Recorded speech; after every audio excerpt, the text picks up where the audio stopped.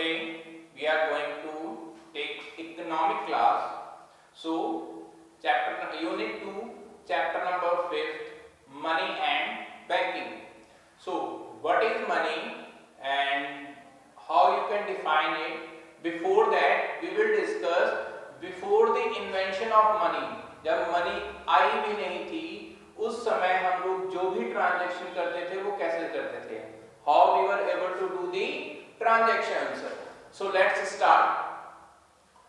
सबसे पहले जो सिस्टम चलता था जिससे में हम लोग लेन देन करते थे, that system was known as barter system.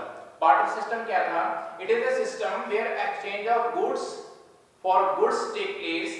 यहाँ पे क्या था? goods के लिए ही हम लोग exchange करते थे without the use of money.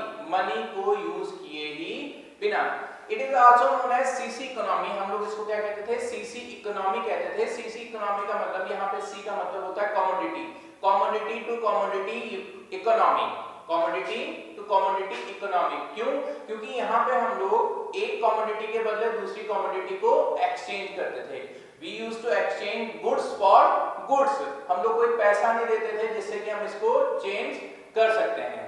लेकिन इसकी कुछ लिमिटेशंस थी, इसकी कुछ सीमाएं थी जहां पे हम लोग जाके ये देखते थे that barter system is going to be fail. वो फेल हो जाएगा. उसकी क्या क्या लिमिटेशन थी, क्या क्या सीमाएं थी? So first one is lack of double coincidence of bond. सबसे पहला है lack of double coincidence of bonds. lack of double coincidence bond का मतलब है हम लोगों के लिए ये ढूंढना मुश्किल हो जाता था कि हम लोग जो गुड्स एक्सचेंज करना चाहते हैं तो सेम दूसरे आदमी के पास भी वही गुड्स हों. फॉर एग्जांपल मेरे पास व्हीट है जिसे मैं दे सकता हूं और मुझे चाहिए शूज.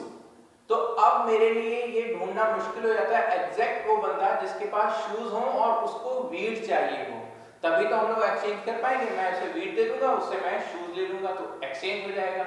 यही हम लोगों की सबसे बड़ी लिमिटेशन थी बार्टर सिस्टम में कि there was a lack of coincidence of bonds. हम लोग चेंज करने के लिए हम लोगों को वो आदमी ढूंढने के लिए बहुत दिक्कत होती थी कि जो हमारे पास है वो उसको चाहिए और जो उसके पास है वो हमें चाहिए. Second, lack of common measure of value. Common measure of value जैसे अब हम लोग देख सकते हैं कि हर एक चीज की वैल्यू है, हम उसको उसमें मेजर कर सकते हैं. उस समय इस चीज की लैक थी. क्यों? हम लोग किसी चीज को मेजर नहीं कर सकते थे. फॉर एग्जांपल मैंने मुट्ठी भर चावल दिए और मैंने 2 शूज ले लिए. अब किसी के साथ हमारा ये ट्रांजैक्शन नहीं हो पाता. वहां पे मुझे 1 किलो चावल, वहां पे 2 किलो चावल, कहीं पे ज्यादा कहीं पे कम. मतलब कोई कॉमन मेजर नहीं था कि हाँ 2 पेयर शूज के लिए हमें क्या करना है, कितना ही कौन सी चीज देनी है. तो कोई कॉमन मेजर नहीं थी. हम लोग हर एक के लिए अलग-अलग तरीके से उस चीज को नापते थे. Third, lack of standard of deferred payment. Deferred payment का मतलब होता है फ्यूचर पेमेंट्स. डेफर्ड पेमेंट का मतलब है फ्यूचर पेमेंट्स. तो हमारे पास इसमें क्या कमी थी? इसमें ये कमी थी कि हम लोगों को अगर कोई फ्यूचर की पेमेंट्स करनी है, फ्यूचर की पेमेंट का मतलब मैंने किसी से कहा कि ठीक है तुम मुझसे 6 महीने बाद पैसा ले लेना, हमने कोई उधार ट्रांजैक्शन या credit transaction take place. So in that condition it was very tough to make a transaction in future. How we will save that, where we will save that thing which we are going to transfer or we are going to deliver to that person. So it was very difficult to pay in future payments. हम लोग future में payments नहीं कर सकते थे. Fourth, lack of store of value. ये सबसे main है. Lack of store of value का मतलब है आप वैल्यू को स्टोर कहां करेंगे जिससे आप गुड्स को एक्सचेंज कर पाएं. आपको कितनी जगह चाहिए होगी. ठीक है, अब तो आपके पास 10 करोड़ रुपए हैं, आपको पता नहीं चलता यूं रखे जाते हैं. आपको कहीं नहीं पता चलेगा कि 10 करोड़ है कहां, 20 करोड़ है कहां, 1 लाख 2 लाख 4 लाख कितना भी पैसा हो आपको पता ही नहीं चलता है. आप आराम से छोटी सी जगह पे उसको रख सकते हैं. ठीक, लेकिन उस समय हम लोग बार्टर सिस्टम में थे तो lack of store of value थी. हमारे पास स्टोर करने की जगह ही नहीं थी. अब कितनी गेहूं स्टोर करके रखेंगे कि हम आगे पूरे साल में फ्यूचर में पेमेंट करते रहें. Fifth is lack of system for transfer of fund. ये सबसे मेन दिक्कत थी, lack of system of transfer of funds. अब तो हम अपनी बैंक को कहते हैं कि हमारे अकाउंट से काटिए और वहां पे पेमेंट कर दीजिए. और उस समय हम ऐसा नहीं कर सकते थे. हम लोग ट्रांसफर नहीं कर सकते थे फंड्स को. मतलब एग्जैक्ट हमें उसी बंदे से मिलना होगा जिससे हम गुड्स एक्सचेंज करना चाहते हैं. ये नहीं कह सकते थे तुम मेरे बिहाफ पे उसको ट्रांसफर कर देना, पैसे वहां के वहां दे देना. ठीक, तो हमें वहां जाना पड़ेगा, उसको देने पड़ेंगे, तभी हो सकता है। हम लोग उनको ट्रांसफर करने की फैसिलिटी हमारे पास मौजूद नहीं थी। तो ये था हमारा बार्टर सिस्टम, जो हमारे मनी के इन्वेंशन से पहले था। मतलब उस समय मनी नहीं था, उस समय मनी की जगह हम लोग क्या करते थे, गुड्स को गुड्स के लिए ही एक्सचेंज करते थे। Now money, what is money? अब मनी आ गई तो मनी क्या है? Money is what money does. पैसा वो है जो पैसा करता है। क्या करता है? Money can be defined as anything that is generally accepted as a medium of exchange and act as measure and store of value. Money वो चीज है जिसे हम एक्सचेंज, जिससे हम कोई भी चीज एक्सचेंज कर सकते हैं, किसी भी चीज को उसमें मेजर कर सकते हैं, उसको स्टोर कर सकते हैं, और वो जनरली सभी लोग एक्सेप्ट करते हैं। मतलब आप अगर किसी को पैसा देंगे तो वो कोई रिजेक्ट नहीं कर सकता है, वो उसे एक्सेप्ट कर लेगा। आप उससे किसी भी तरह का कोई भी ट्रांजैक्शन पैसे में कर सकते हैं। तो मनी क्या है? Money is anything which is generally accepted, जो हम लोग जनरली एक्सेप्ट करते हैं, स्टोर करते हैं, जिसको हम एक्सचेंज के लिए यूज करते हैं। अब मनी के फंक्शंस, मनी के फंक्शंस आउट ऑफ सिलेबस हैं, आपके सिलेबस में नहीं है, अभी का पार्ट नहीं है, तो हम फंक्शंस के बारे में ज्यादा बात नहीं करेंगे। अब हम लोग बात करते हैं मनी सप्लाई क्या है। Money supply refers to total stock of money held by people of a country at a particular point of time. Money क्या है? मनी सप्लाई क्या है? Money supply refers to total stock, जो total stock है money का, people of the country, जो country के total people हैं उनके पास, जो उनके पास स्टॉक है एक पर्टिकुलर पॉइंट ऑफ टाइम पे, एक पर्टिकुलर पॉइंट ऑफ टाइम पे जो स्टॉक हर एक के पास है मनी का, जो मनी उनके पास रखी हुई है, उसे हम लोग क्या कहते हैं? मनी सप्लाई कहते हैं। एक तरह से हम ये भी कह सकते हैं गवर्नमेंट और बैंक्स के पास भी तो पैसा पड़ा हुआ है, बट हम उसको इसमें मनी सप्लाई में इंक्लूड नहीं करते हैं, because they are the supplier of money. वो मनी सप्लाई करते हैं तो हम उसको मनी सप्लाई में इंक्लूड नहीं करते हैं। Principal components of money supply क्या है? मनी सप्लाई के प्रिंसिपल कंपोनेंट्स है currency held by the public, जो भी करेंसी पब्लिक के पास है वो, demand deposits of people with commercial bank. Demand deposit का मतलब है करंट अकाउंट, सिर्फ, no saving, no fix account, saving accounts नहीं, फिक्स अकाउंट्स नहीं, only the current account of the public. Public के जो करंट अकाउंट है कमर्शियल बैंक में, उसमें जो पैसा है उसको मनी सप्लाई में यूज करते हैं। अदर डिपॉजिट विद आरबीआई, और आरबीआई के पास जो इंटरनेशनल करेंसी है, गोल्ड है, या कमर्शियल बैंक्स का जो डिपॉजिट्स है, उसको हम लोग मनी सप्लाई में इंक्लूड करते हैं। मनी सप्लाई को मेजर कैसे किया जाएगा? तो हमारे पास मनी सप्लाई को मेजर करने के लिए चार टर्म्स यूज होते हैं, M1, M2, M3 and M4। हम इन चार टर्म्स को यूज करते हैं। ये अल्टरनेटिव डेफिनेशन कह सकते हैं मनी की, ये मनी की अल्टरनेटिव डेफिनेशन है। तो M1 क्या है? What is M1? M1 is the currency and coins with the public, जो पब्लिक के पास करेंसी एंड कॉइन्स हैं, plus demand deposits of commercial bank, जो कमर्शियल बैंक के पास डिमांड डिपॉजिट्स हैं, plus other deposits with RBI, जो RBI के पास others deposits पड़े हुए हैं। इन तीनों को अगर हम प्लस करेंगे तो हमारे पास क्या आता है? M1 आता है।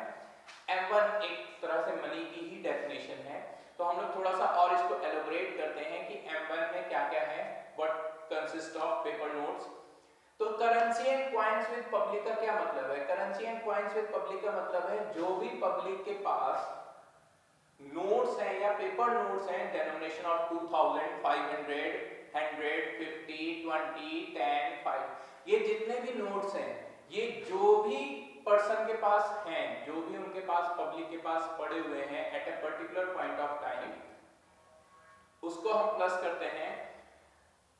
Currently money is also termed as fiat money. हम लोग फिएट मनी भी मनी को कहते हैं, जो हमारी करेंसी उसको हम फिएट करेंसी या फिएट मनी भी कहते हैं। Fiat money is defined as the money which is under the fiat और order from the government to act as money. Fiat money क्या है?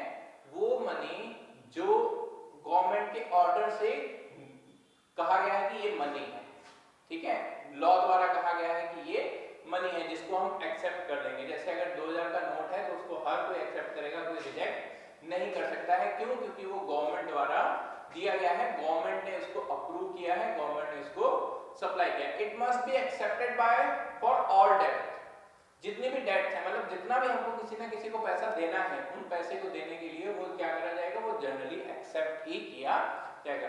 It is also termed as legal tender money, हम लोग इसको legal tender money भी कहते हैं। Next form है लीगल टेंडर मनी। इसको हम लीगल टेंडर मनी क्यों कहते हैं? Because it is legally used to make payments और डेट्स और अदर ऑब्लिगेशन। क्यों? क्योंकि हम इसको लीगली यूज करते हैं दूसरी डेट्स को पेमेंट करने के लिए, किसी ऑब्लिगेशन, किसी को जो पैसा देना उसको देने के लिए, तो हम इसको यूज करते हैं। Next is demand deposits of commercial bank. Demand deposits of commercial bank का मतलब है demand deposits of the public with the commercial bank. जो भी पब्लिक का कमर्शियल बैंक के पास डिपॉजिट है, पहला तो वो पैसा जो उसकी पॉकेट में घर पे पड़ा हुआ है, दूसरा जो कमर्शियल बैंक में उन्होंने डिपॉजिट कर रखा है, जो हम लोग करंट अकाउंट की बात कर रहे थे वो वाला। Demand deposits are deposit, it can be encash. Demand deposits क्या है? तो demand deposits are the deposits which can be encashed. वो डिपॉजिट जिनको हम एनकैश कर सकते हैं by issuing cheques at any time by the account holder. Account holder किसी भी टाइम कोई भी चेक इशू करके जो अमाउंट मनी विड्रॉ कर लेता है, जो वो ले सकता है, उसे हम क्या कहते हैं? डिमांड डिपॉजिट कहते हैं। Means the money is available for the account holder on his demand. जब वो डिमांड करेगा तब वो मनी उसके पास अवेलेबल होगी। Then the last is other deposit with RBI, Reserve Bank of India के साथ। It include deposit held by RBI on behalf of foreign bank and government। Foreign bank और गवर्नमेंट के behalf पे जो उसके पास deposits है, वो पब्लिक फाइनेंशियल इंस्टीट्यूशंस या वर्ल्ड बैंक या IMF के साथ जितने भी डिपॉजिट जो RBI के पास पड़े हुए हैं, वो हम इन तीनों को ऐड करेंगे तो हमारे पास जो डेफिनेशन आती है वो M1 की आती है। ठीक, ये भी एक तरह से मनी की ही डेफिनेशन है। इससे थोड़ा ब्रॉडर जाएंगे तो ब्रॉडर में M2 आएगा। M2 क्या इंक्लूड करता है? M2 includes all those things which are included in M1, means its formula is M1 plus. तो M1 में क्या क्या था? Currency held by the public, demand deposit with commercial banks and other deposit with RBI। उन तीनों चीजों को add किया था M1 में। तो इस M2 क्या कहता है? M2 is equals to M1 plus saving deposit with post office saving bank. Saving deposit with post office saving, जो हमारे पोस्ट ऑफिस सेविंग बैंक में पैसा जमा है, उसको भी अगर हम लोग M1 में ही ऐड कर लें तो हमारी वो थोड़ी ब्रॉडर कंसेप्ट हो जाएगी। उसे हम क्या कहते हैं? M2 कहते हैं।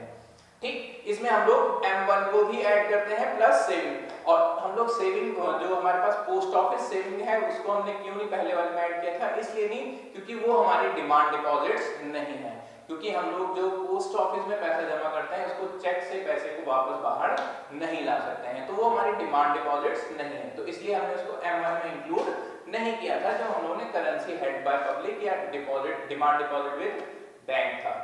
ठीक, तो हम लोग ये M2 में आ गए। अब M3 थोड़ा उससे और ब्रॉडर कंसेप्ट में जाएंगे। तो M3 क्या इंक्लूड करता है? M3 इंक्लूड्स M1 ही इंक्लूड करेगा plus net time deposits with bank. जो बैंक के पास टाइम डिपॉजिट्स है, टाइम डिपॉजिट मतलब वो अमाउंट या वो डिपॉजिट्स जो कुछ समय के लिए हैं, उनको हम बीच में विड्रॉ नहीं कर सकते हैं, जैसे फिक्स डिपॉजिट्स होते हैं।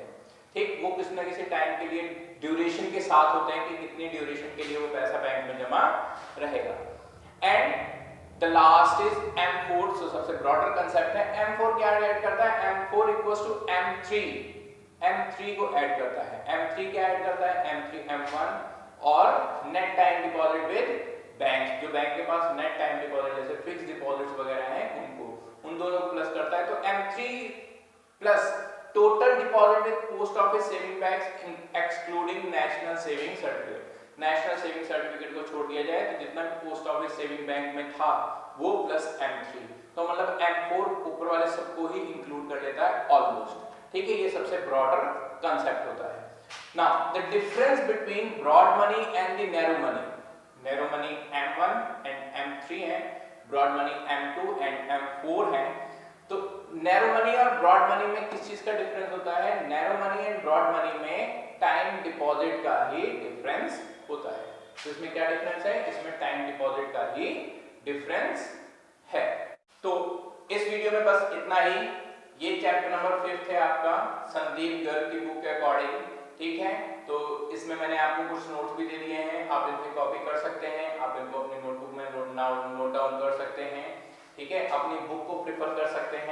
शायद मैं थोड़ा सा फास्ट था, लेकिन तभी मैंने कोशिश की है कि मैं आपको और अच्छे से एक्सप्लेन कर पाऊँ। ठीक है, तो पढ़ते रहिए, घर पे रहिए, सुरक्षित रहिए। Thank you.